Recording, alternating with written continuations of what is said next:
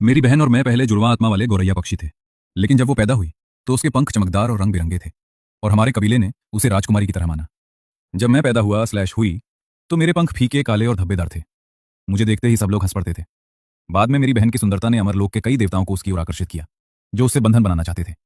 हमारे माता पिता उन्हें नाराज करने से डरते थे, इसलिए उन्होंने एक अनुबंध समारोह आयोजित किया जिसमें हमें अपने साथी चुनने की अनुमति दी गई। मेरी बहन ने कुलीन ड्रैगन को चुना। मेरी बहन ने कुलीन ड्रैगन जनरल को चुना, जबकि मुझे पहली नजर में ही एक निम्न स्तर के अमर से प्यार हो गया। 100 साल बाद दानव जाति के साथ युद्ध में वो ड्रैगन जनरल गंभीर रूप से घायल हो गया और मेरी बहन उनकी खिलौना बनकर रह गई। इसी दौरान मैंने जल्द ही साधना करके मानव रूप प्राप्त कर लिया और अमर शैलिंग ने तो स्वर्गीय नियमों का भी विरोध करते हुए मुझसे विवाह कर लिया। जब मेरी बहन को यह पता चला तो वो जलन से पागल हो गई और उसी समय मेरा सिर काट दिया। जब मैंने फिर से आंखें खोली तो मैं उसी दिन पर लौट आई थी जब हम अपने अमर साथियों को चुन रहे थे। इस बार मेरी बहन सबसे पहले अमर के हाथ पर कूद पड़ी। समारोह में बहुत भीड़ थी।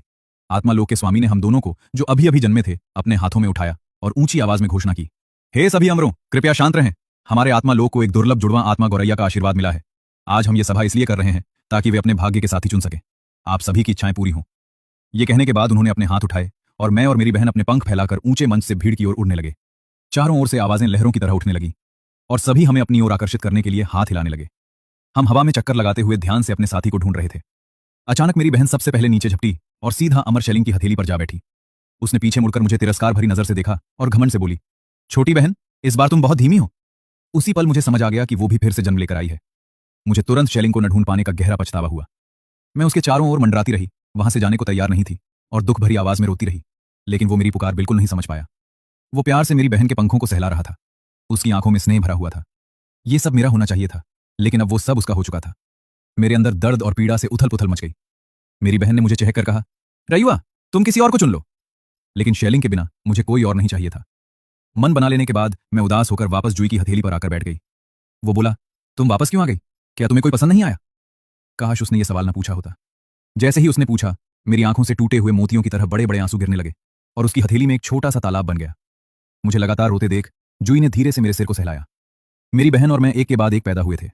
सिर्फ हमारी कलगी के रंग अलग होने की वजह से ही जुई पहचान पाता था कि कौन बड़ी है। वो बोला, क्या रूई आज ठीक नहीं है? अगर तुम चुनना नहीं चाहती तो हम ये किसी और दिन भी कर सकते हैं। मैंने 2 बार चहक कर हल्के से सिर हिलाया।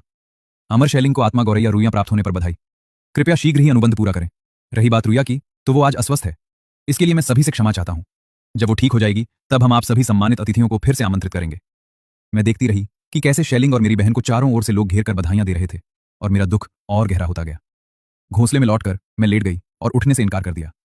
अपने पिछले जीवन में शैलिंग के साथ बिताई यादें मुझे लगातार सताती रहीं, जिससे मैं पूरी तरह निराश और टूट चुकी थी। देवताओं के आत्मा लोक के लोगों ने सोचा